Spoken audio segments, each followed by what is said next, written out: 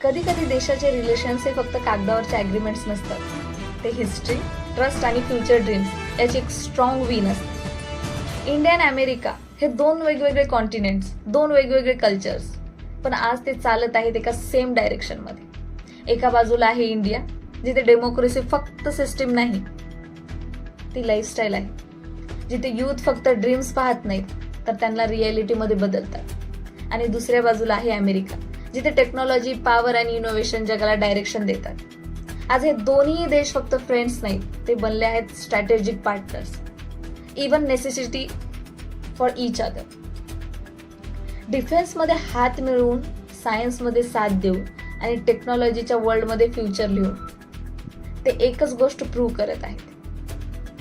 Collaboration is the real power. पण हा प्रवास इझी नाही. कधी ट्रेडवर क्लॅशेस, तर कधी पॉलिसीमध्ये डिफरन्सेस, कधी आयडिओलॉजीमध्ये गॅप. पण तरीही रिलेशन तुटत नाहीत, कारण तिथे इमोशन्सपेक्षा मोठं आहे स्ट्रॅटर्जी. आज इंडिया एक रायझिंग पॉवर आहे आणि अमेरिका अजून एक ग्लोबल लीडर आहे. पण फ्युचर एका प्रश्नावर ठरत आहे, will they walk together or drift apart. आणि हिस्ट्रीने एक गोष्ट पुन्हा पुन्हा दाखवली आहे, जेव्हा दोन मोठ्या शक्ती एकत्र येतात तेव्हा फक्त कंट्रीज नाही तर एंटायर वर्ल्ड मॅप चेंजेस.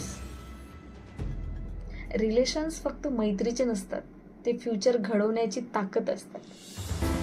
नमस्कार.